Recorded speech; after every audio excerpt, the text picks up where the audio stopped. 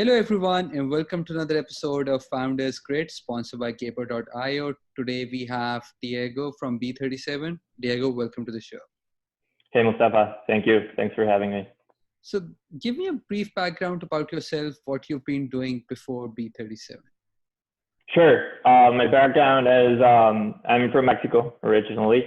I started my career in banking at UBS back in 2010.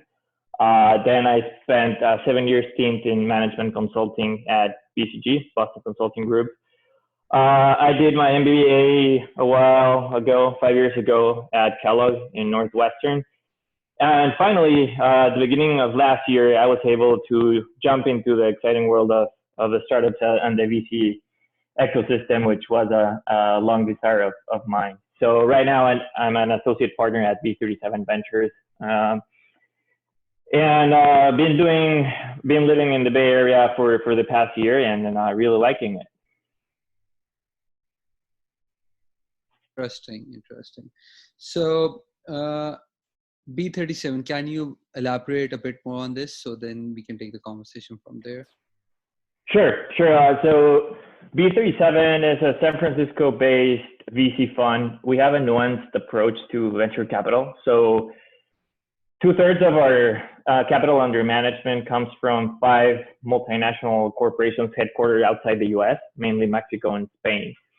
And they are quite big. They operate in 34 countries, combined revenues of around $25 billion and north of 200,000 employees. So they have an interesting asset base. And what we are is we are their eyes and ears in Silicon Valley and US native tech, mainly for a twofold mission. First, they don't necessarily have the access and adoption to the type of technology in their native markets. That's A. And B, they don't necessarily have a consistent way to digest startups, right? And that's where we come into play. And for the other part of the equation, for entrepreneurs and startups that want to scale and grow internationally quicker through our network, we go in very hand in hand to navigate them through the complex organizational structures of international multinationals that it's not necessarily trivial how to land a global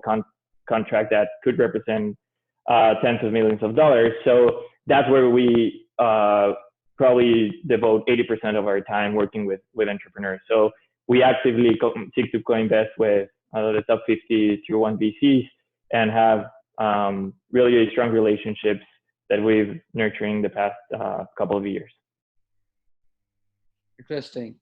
So unfortunate times because of COVID 2019, and multiple VCs are rethinking their investment thesis, and many are even have told their startup companies that, increase your runways to 3 years or 4 years or 5 years, or things like those where we keep on hearing news, right? So how do you perceive the post-COVID world would look like? How do you think things will be like? I mean, it's definitely a sea of uncertainty right now. I guess it's a TBD, but in the sense of how we see it, we have a diverse multiplicity of use cases and portfolio companies within our portfolio that basically stray from synthetic biology, enterprise SaaS, automation, but mainly it's B2B.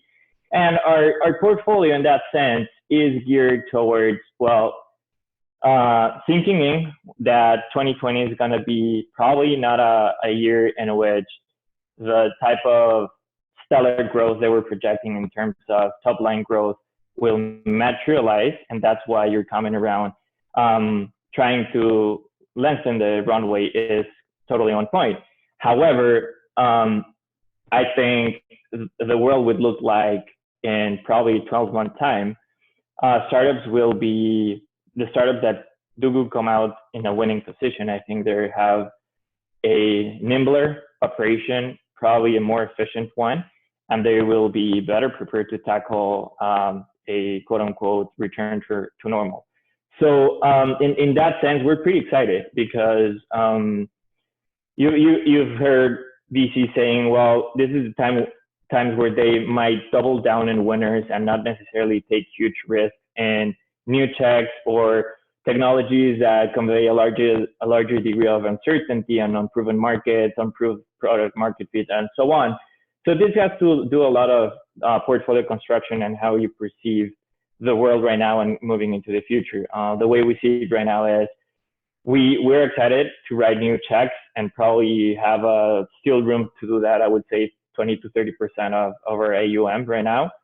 But we are very happy with our reserves and doubling down in those companies that will capitalize on the fact that they will become operationally stronger given the current environment.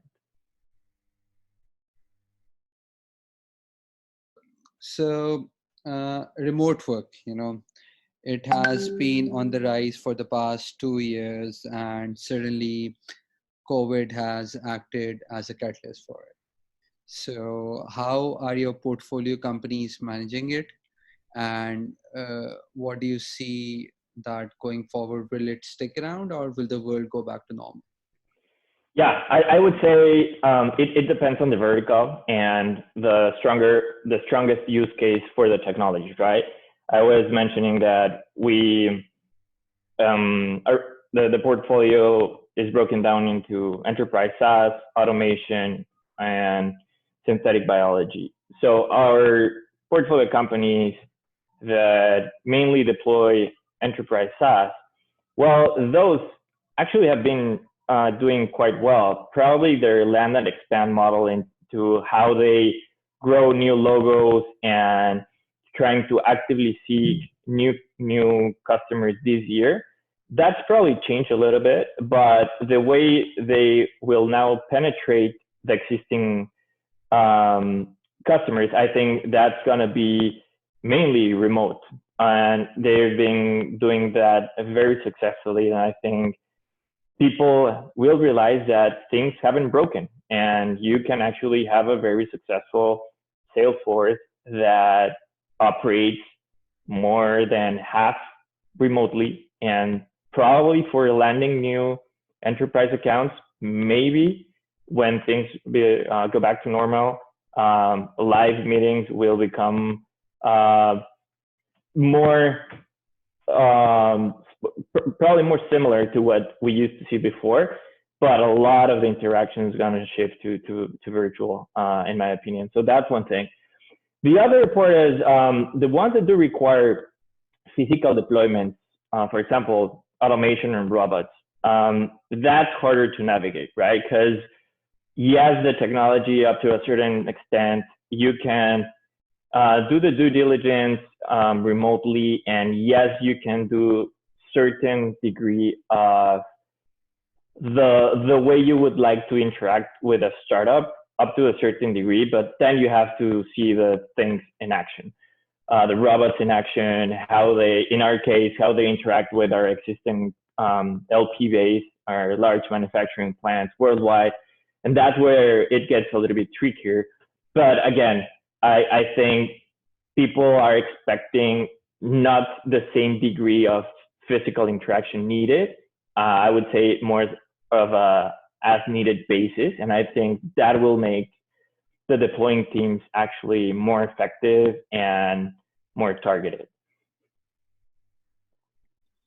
Last question, Diego. Any three pieces of advice would you like to give out to young entrepreneurs who are just starting out in the COVID world and are looking to raise, and how to go about it, or what industries to focus on? Yeah, I would say take advantage of the fact that people have been talking about remote work probably the past few years, and there has been a shift towards decentralization in some part of the tech world, and this has just been a catalyzer to the shift in paradigm, right? And between the cross generational teams across not only startups, but also legacy corporations, you have baby boomers, millennials, and now the Gen Z coming into the workforce. now you have this new paradigm shift given by the pandemic, I would say worldwide, in which, again, people realize that nothing broke. Your outperformers will keep on delivering, and they've showcased they deliver even throughout not being physically there. And I would say that will present an opportunity for self-selection, and the people that show that being nimble, being resourceful, it's way more important than following sort of like the corporate path of an established corporation, right? And so for people and founders looking to create an opportunity after COVID, I would say capitalize on this. People are going to lower the barriers, be more open to having interactions that are not necessarily in your city, that are not necessarily in your zip code. And since people realize that this is something achievable and it's not something for the long tail of exceptional startups that can be run decentralized, I think people should jump into the opportunity to create a more geographically diverse workforce and probably make some cost arbitrage in not only in labor costs, but talent as well, and even an investor-based approach. So yeah, I think there's moving pieces and moving variables for the same outcome of how to capitalize on the opportunity that the crisis presented. So. Interesting. Diego, thank you so much for being on the show. It was great having you, but my marketing team tells me I have to keep it within 10 minutes. But it was great having you. Thank you so much. Thanks, Mustafa. Pleasure talking to you.